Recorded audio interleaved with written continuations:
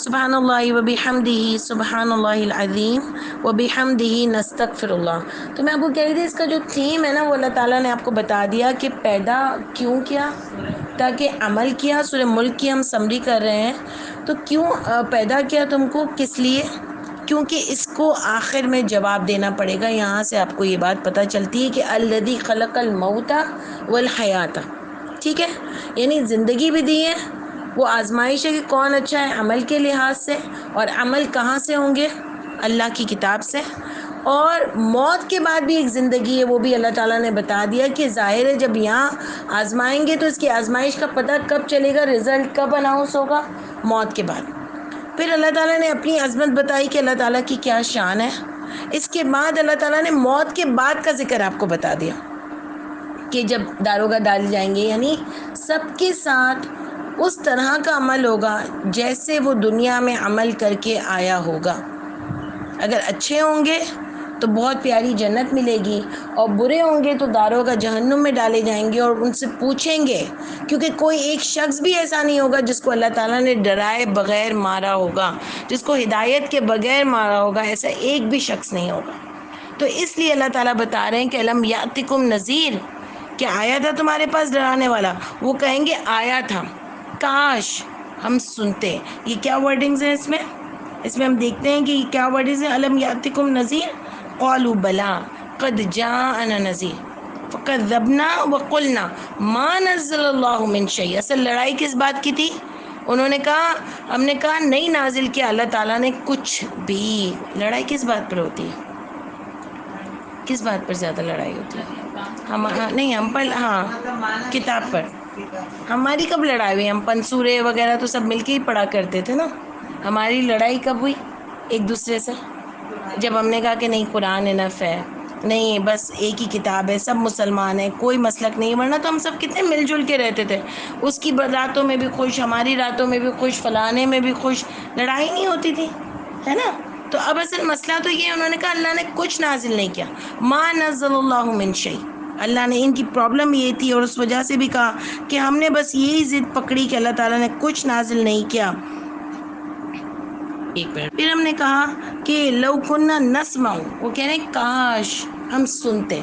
ये जो हम आपको बार बार बोलते हैं ना, ये सुनने की जो हम बार बार बात करते हैं ना, तो सुनने से ज़रूर असर होता है। जैसे लास्ट टाइम हमारी इनसे बात हो रही थी, आपसे बात हो रही थी कि बच्चों को भी बस बोलते रहो, अच्छे से प्यार से समझाते रहो, बोलते रहो, एट लास्ट उनके कानों में असर होगा। जैसे रानी आंटी ने हमको बताया कि इनके बच्चे उस वक्त तो मना करते हैं, लेकिन बाद में इन्होंने देखा कि अमल कर रहे होते हैं। अब जैसे जैसे अपनी प्रैक्टिकल लाइफ में आए हैं तो अमल भी कर रहे होते हैं, ठीक है। तो डालते रहो। जैसे ये लोग हैं, इनकी माँ ने डाला, जैसे आप लोग भी कहीं ना कहीं सुनते रहते होंगे, तो किसी पे डेफिनेटली आप लोगों पे बड़े होके कोई ना कोई असर हुआ होगा।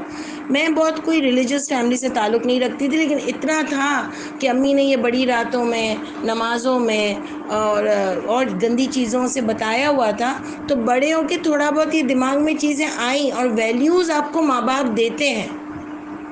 बीच में ऐसी एक एज आती है कि आप वैल्यूज़ भूल जाते हो, लेकिन सुनने से क्या होता है, कहीं ना कहीं वो आपके सबकॉन्शियस में होती है, ठीक है ना। उन्होंने कहा काश हम सुनते, और नाकिलो, ये अकल रखते, अकल से काम लेना होता है। हमारे यहाँ क्या कहा जाता है, एक मशहूर फ़िक्रा क्या है कि दीन में अकल की नहीं नकल की ज़रूरत है, और पूरा कुरान आपको अकल अकल अकल पे बुलाता है। अल्लाह कहते हैं अकल वालो अकल वालो अकल वालो, और हमारे यहाँ इसके बिल्कुल ऑपोजिट बात की जाती है कि कुरान में अकल की नहीं नकल की ज़रूरत है। किसकी नकल करें भाई, किसकी? हम तो इस कुरान की नकल कर सकते हैं ना, और उस पर तो अल्लाह अकल से बुला रहे हैं कि फैक्ट चेक कहाँ से होगा कि ये सही बात है गलत? कुरान से। इसके अलावा तो कोई बुक नहीं है जिससे आप फैक्ट चेक करोगे, तो कुरान से ही फैक्ट चेक होगा ना। तो उन्होंने कहा काश हम सुनते या अकल रखते तो आज हम आग वालों में से ना होते। अल्लाह ताला ने फरमाया कि इन्नल्लज़ीना यख़शौना रब्बहुम, हम आपको बता दिया कि एक बुरे अमल करके आए थे, एक अच्छे अमल, कि जिन्होंने अच्छे अमल किए थे अल्लाह ने कहा उनके लिए उनके रब ने मग़फ़िरत भी रखी और बहुत प्यारा अजर रखा। यानी अल्लाह ताला ने आपको दो सूरतें बना दी कि ज़िंदगी में आए हो, अब चाहो या ना चाहो अल्लाह के हुक्म के मुताबिक ज़िंदगी गुजारनी पड़ेगी, ठीक है। अगर नहीं गुजारोगे تو یا تو آگ میں جاؤ گے، اور اگر اچھی پیاری زندگی اللہ کے حکم کے مطابق گزاری تو ایک بہت خوبصورت لائف میرا اور آپ کا انتظار کر رہی ہے۔ آج آپ کو میں بتاؤں، آج جو بنگلوں میں بھی رہتا ہے نا، جو بہت لیوش بھی ہے نا، جو باہر ملکوں میں بھی رہتا ہے نا، تو کیا اس کی ساری زندگی میں کبھی کوئی مشکل نہیں آتی؟ مشکل نہیں آتی؟ آتی ہے نا، آتی ہے نا مشکل، ایسا تو نہیں ہے؟ جو باہر بھی رہتے ہیں سب کی، چلو وہاں پر سب کچھ ہم بولتے ہیں، لائٹیں، گیس، پانی، صفائی ستھرائی، لیکن ان کی زندگیوں میں تو آتی ہے نا مشکل، آتی ہے نا، سب کے ساتھ ہے۔ تو کیا میں اور آپ ایک پیاری زندگی نہیں چاہیں گے؟ جتنا بھی سب کچھ یہاں کما لیں، کچھ بھی کر لیں، لیکن مشکلیں آتی ہیں، ایسی ایسی زندگیوں میں مشکلیں آتی ہیں، ایسی ایسی زندگیوں میں مشکلیں آتی ہیں کہ بتا نہیں سکتے۔ بس دعا ہے کہ اللہ تعالیٰ مجھے اور آپ کو کسی بڑی بیماریوں میں نہ ڈالے، کسی بڑی آزمائشوں میں نہ ڈالے، اللہ تعالیٰ ہم کو ڈاکٹروں کے ہاتھوں میں نہ بھیجے۔ میں بھی ڈرتی ہوں اس چیز سے بہت زیادہ، کہ ایک دیکھو ایک زندگی کا دن مقرر ہے، اللہ تعالیٰ خوشیوں کے ساتھ وہاں پر بلائیں جب بھی باری آئے، اور بس ہم اللہ کے پاس جانے کے لیے تیار ہوں۔ یہ ہم جو سب ڈرتے ہیں نا، میں بھی ڈرتی ہوں، آپ بھی ڈرتی ہیں، سب ڈرتے ہیں۔ اس لیے ڈرتے کیوں ہیں؟ کیونکہ ہم کو انجام پتہ ہے۔ ابھی آپ کو پتہ ہے کراچی کلب میں نا ایک بچہ ڈوب کے مر گیا، 4.5 سال کا۔ کبھی ایسا ایپیسوڈ نہیں ہوا۔ ابھی سنڈے والے دن ہم لوگ سب بیٹھے اور اناؤنس ہوا کہ پلیز جو ڈاکٹر ہیں وہ وہاں چلے جائیں، کیونکہ ایک بچے کی حالت بہت خراب ہے وہاں پر۔ تو پتہ چلا کہ وہ ہمارے پرانے پڑوسی نکلے، ان کا پوتا 4.5 سال کا، اس کی ماں، اس نے کہا کہ وہ ایسے نارمل واٹر میں تھا بچوں والے، اور اس کا بھائی جو تھا وہ بڑے پول میں تھا۔ تو اس نے کہا کہ مجھے بھی جانا ہے، تو امی نے کہا تم رکو، میں تمہارے فلوٹرز لے کے آتے ہوں۔ وہ اتنی دیر میں فلوٹرز لے کے آئی تو پتہ نہیں وہ بچہ اندر تھا، اور کسی کے پاؤں میں آیا یا جو کچھ بھی ہوا، اس کو نکالا تو بیچارے کی ڈیتھ ہو گئی۔ آپ سوچو ماں باپ کا کیا حال ہوا ہوگا، کیا حال ہوگا۔ تو میں یہ سوچ رہی تھی اس بات پر کہ ماں باپ کا تو دکھ بہت ہی ہوگا، لیکن میں سوچی تھی یہ بچہ کتنا خوش نصیب ہے کہ جنت میں تو جائے گا۔ ہمیں تو فکر اس بات کی ہے نا اب، سچی میں مرنے سے خوف کیوں ہوتا ہے یار؟ کوئی پیچھے چھوڑنے کا خوف تھوڑی ہے، مردے کو کچھ نہیں پتا چلے گا کہ اس کے بعد اس کو کوئی فکریں نہیں ہوں گی، جب یہاں سے سانس بند ہوئی فکر ختم، یہ فکر کچھ بھی نہیں ہوگی کہ بھئی میری بیوی ہے، میرے بچے ہیں، میرا یہ تھا، میری یوں، اس کو پتہ ہی نہیں ہے، اس کو پتہ ہی نہیں ہوگا، اس کو آگے کی لائف کی فکر ہوگی۔ جو یہاں سے اچھے سے چلا گیا ہے نا، اس کے اوپر کروڑوں رحمت ہے، فکر ہماری ہے، میری ہے، مجھے میری ہے۔ قسم خدا کی میرے دماغ میں یہ آ رہا تھا کہ ماں باپ کو تو بہت دکھ ہے، لیکن جنت میں تو جائے گا نا، لیکن ہمارا کیا ہوگا، ہمارا کیا ہوگا؟ جیسے کوئی بیچارہ پاگل ہوتا ہے نا، میری کزن ہے نا، وہ تھوڑی اب نارمل ہے، اس کو دیکھ کے میں اکثر کہتی ہوں یہ جنت میں ہی جائے گی، کیونکہ نا اس سے ہر کوئی زیادہ دیر بات نہیں کر سکتا، اس کو ہر کوئی اگنور کرتا ہے۔ ہو گئی ہوگی کچھ 60 ایئرس کی، اور اتنی اچھی ہے، لیکن اس سے کوئی بھی نا لمبی بات نہیں کر سکتا، جیسے ہم کہاں کر سکتے ہیں۔ لیکن میں کہتی ہوں یہ جنت میں تو جائے گی نا، اس کو دیکھ کے مجھے اتنا وہ ہوتا ہے کہ یہ تو سیدھی جائے گی نا جنت میں، اس تو کوئی گناہ ہی نہیں کیا ہے۔ تو اب سوچو، سینس میں ہی نہیں ہے۔ لیکن ہم جیسے لوگوں کا کیا ہوگا؟ ہم کو ڈر اسی لیے تو لگتا ہے، جانا تو سب کو آگے پیچھے ہے، سب کو۔ میں تو دعا کرتی ہوں کہ اللہ تعالیٰ ایک محتاجی کسی کی نہ ہو، کسی کی نہ ہو، اللہ تعالیٰ مجھے، میرے ماں باپ کو میری نہ ہو، اپنی اولاد کی نہ ہو، ہمیں کسی کی نہ ہو، اور ایک اللہ ڈاکٹروں کے ہاتھوں میں نہ چھوڑیے گا۔ بس جیسے بھی ہے نا، چلتے پھرتے اپنے پاس بلائے گا، اور سب سے بڑھ کر اللہ آپ کے پاس آنے کے لیے ریڈی ہوں۔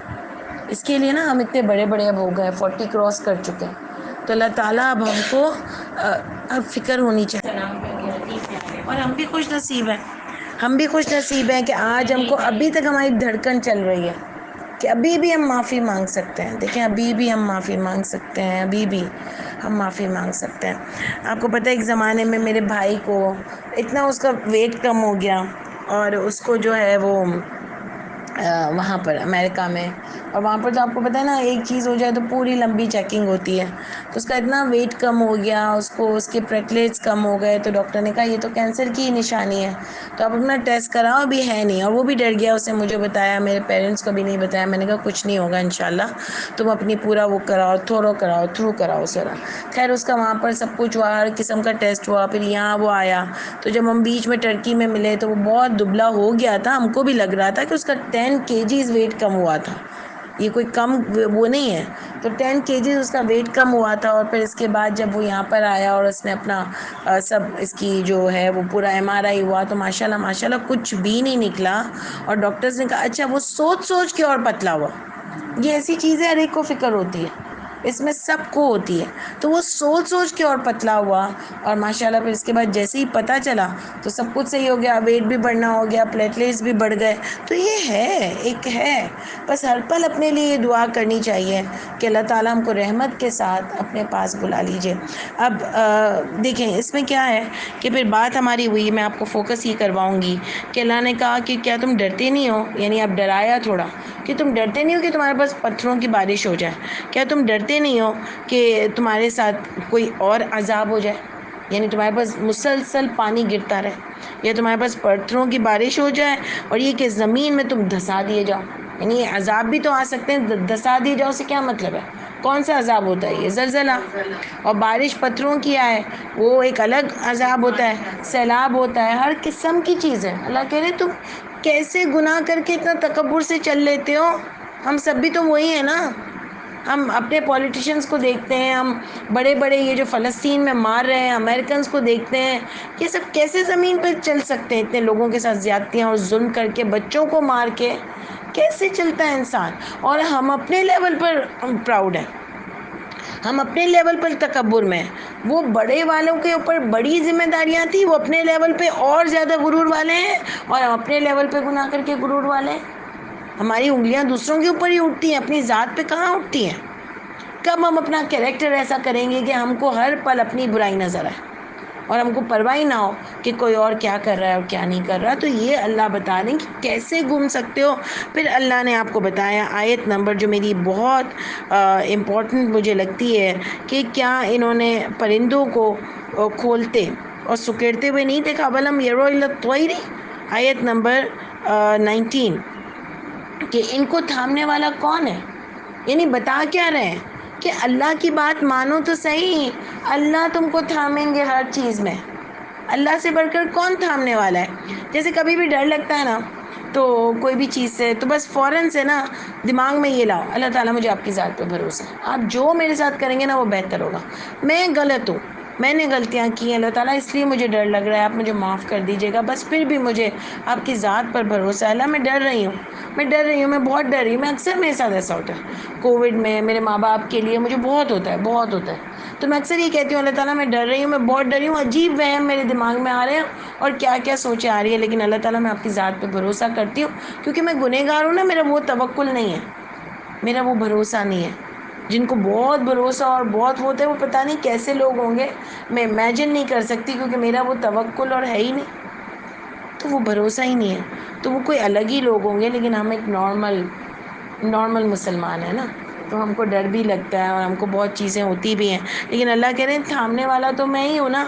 امن وہ حض الذی، کون ہے جو لشکروں کو رحمان کے مقابلے میں تمہاری مدد کرتا ہے؟ کافروں کے ساتھ کون تمہیں بچاتا ہے؟ اللہ کہہ رہے ہیں. تو میں اس بات پہ سوچتی ہوں کہ آج تک مجھے اور آپ کو کس نے بچایا؟ زندگی کی اتنی ساری تکلیفیں گزری، مطلب اللہ نے تو ہم کو وہ تکلیفیں دی بھی نہیں، لیکن اونچ نیچ آتی رہتی ہے نا.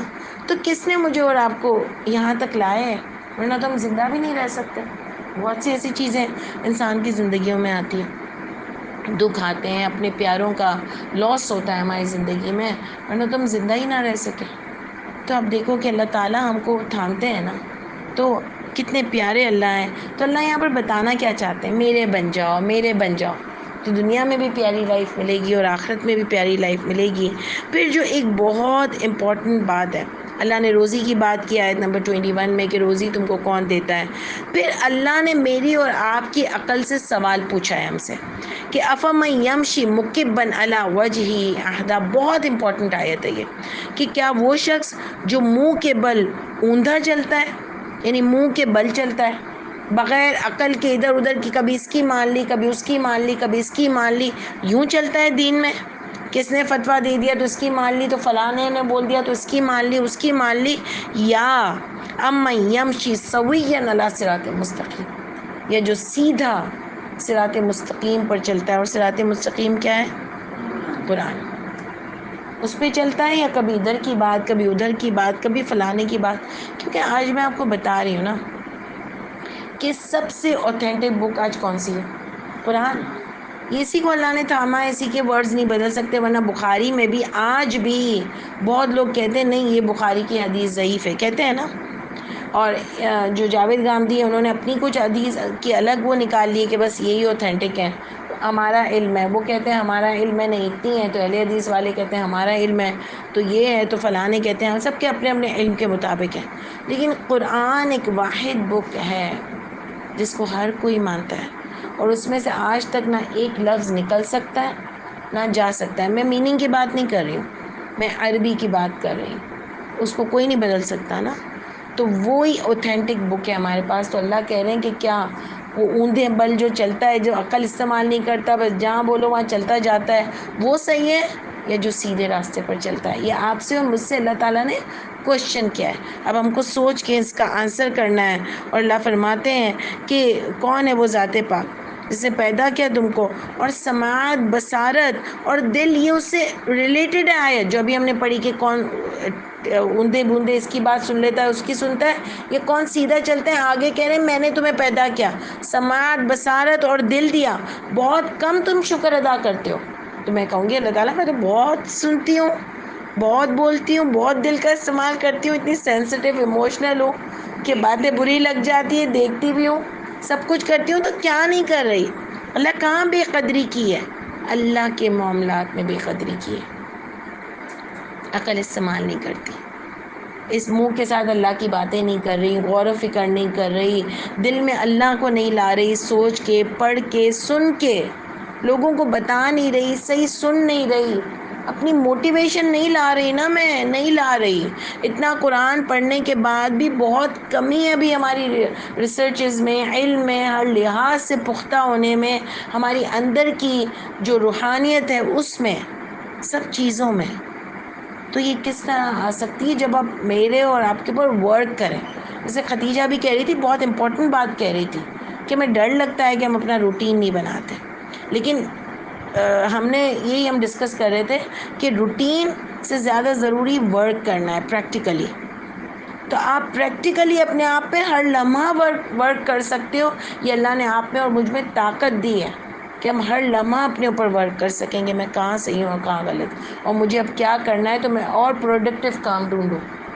ٹھیک ہے نا. شیطان آپ کو بولے گا تم کو اتنی نیک نہیں ہو کہ یہاں جا کے درس دیتی ہو. جیسے ہم بھی شروع میں یہی بولتے تھے یار کہ میں درس اب کہاں دوں, میں کوئی خود کون سی اتنی اچھی ہوں. یہ شیطان ڈالتا ہے نا, کیونکہ بولنے سے شرم زیادہ آتی ہے, درس دینے سے شرم زیادہ آتی ہے کہ میں اتنا بول رہی ہوں, میرے اندر تو وہ چیز نہیں ہے. اور اللہ تو کہتے ہیں کیوں تم بولتے ہو جو تم خود عمل نہیں کرتے.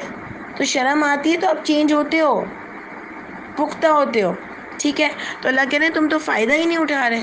تو کس چیز کا فائدہ نہیں اٹھا رہی ہوں؟ اللہ آپ کے کام نہیں کر رہی ہوں, عقل استعمال نہیں کر رہی ہوں, بس کبھی اس کے پیچھے چل پڑتی ہوں, کبھی اس کے پیچھے چل پڑتی ہوں. ٹائم ہی نہیں ہے کہ خود سچ ڈھونڈوں کیا ہے. ٹھیک ہے. حالانکہ یہ ہماری جنت اور دوزخ کا مسئلہ ہے.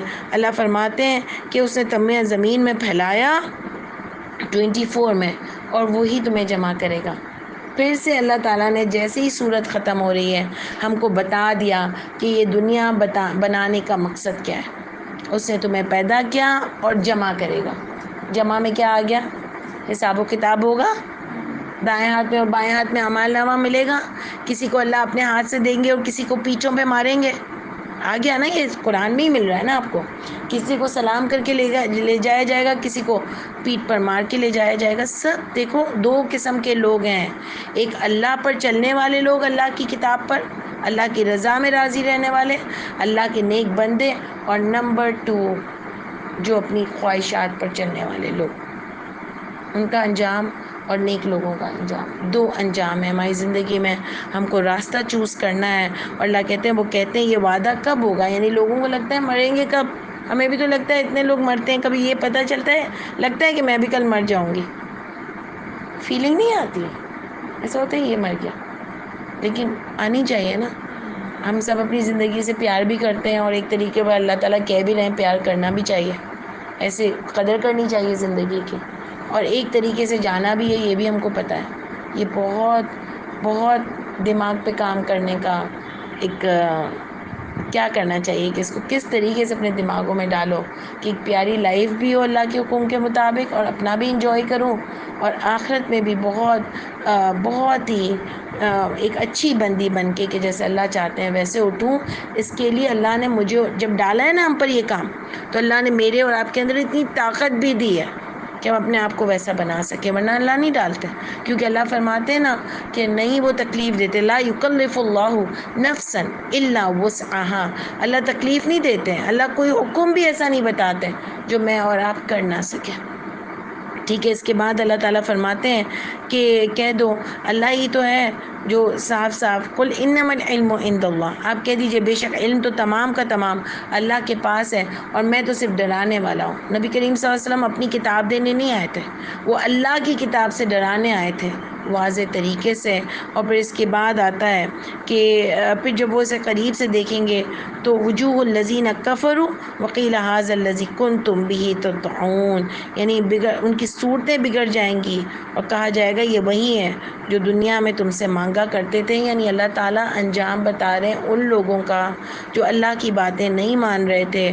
اور قل ارأیتم ان اہلکنی اللہ ومن معی او رحمنا, یعنی دیکھو اگر اللہ مجھے اور میرے ساتھ والوں کو ہلاک کر دیں یا تم پر رحم کریں تو پھر کون ہے جو ڈرائیں گے عذاب سے انکار کرنے والوں کو.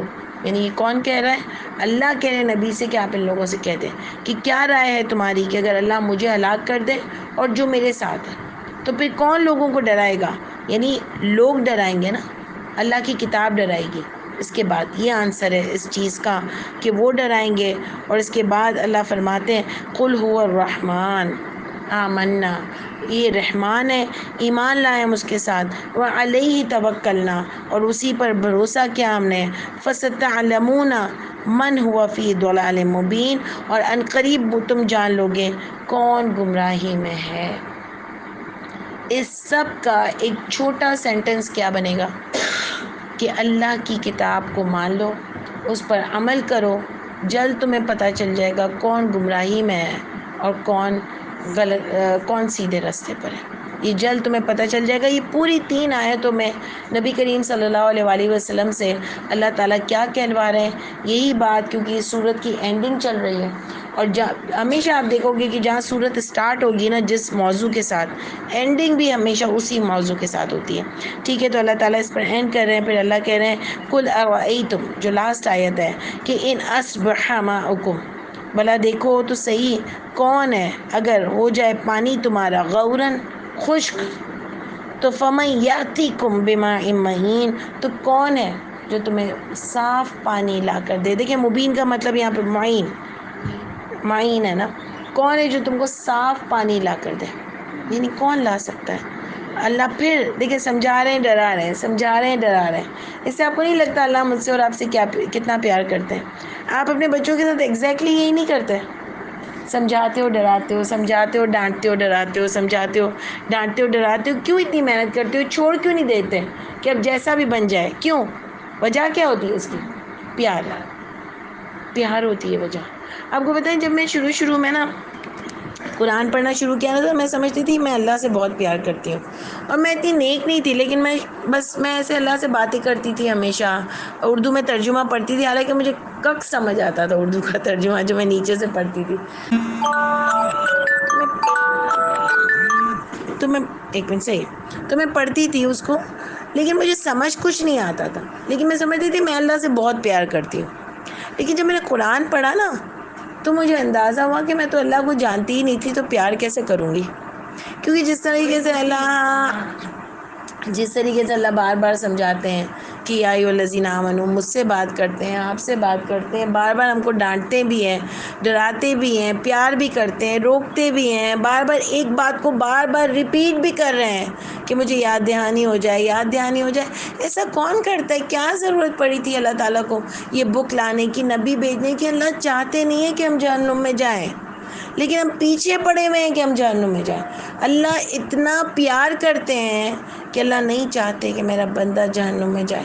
سوچو, اور یہ ہم اللہ کے پیار کی قدر کر رہے ہیں. یہ آپ سوچو, مجھے اور آپ کو, اور خاص کر کے ہم جو لوگ یہاں بیٹھے ہیں نا, میں تو اپنے بارے میں ہمیشہ یہ سمجھتی ہوں کہ میں اتنی گنہگار تھی، یہ اللہ نے جو پکڑ کے قرآن کے ساتھ بٹھایا ہے نا، یہ صرف اور صرف اللہ کی رحمت ہے مجھ پر اور آپ پر۔ اور ہم اگر گنہگار کھڑے ہوئے نا قیامت کے دن، تو ہم جیسا بدقسمت کوئی نہیں، کیونکہ اللہ نے گریبان سے پکڑ کے یہاں بٹھایا تھا قرآن کی محفل میں۔ اگر ہم گندے اٹھے نا، تو ہم جیسا کوئی کمتر نہیں ہوگا۔ اللہ تعالیٰ بس ہم سب کے ساتھ اپنی خاص رحمت رکھیں انشاءاللہ تعالیٰ، ہم سب کے گناہوں کو معاف کر دیں، اور اللہ تعالیٰ ہم سب کو ایک کامیاب زندگی اور اللہ تعالیٰ ایک کامیاب آخرت نصیب کیجیے گا انشاءاللہ تعالیٰ۔ سبحان ربک رب العزت عما یصفون وسلام علی المرسلین والحمد للہ رب العالمین۔ السلام علیکم ورحمۃ اللہ وبرکاتہ۔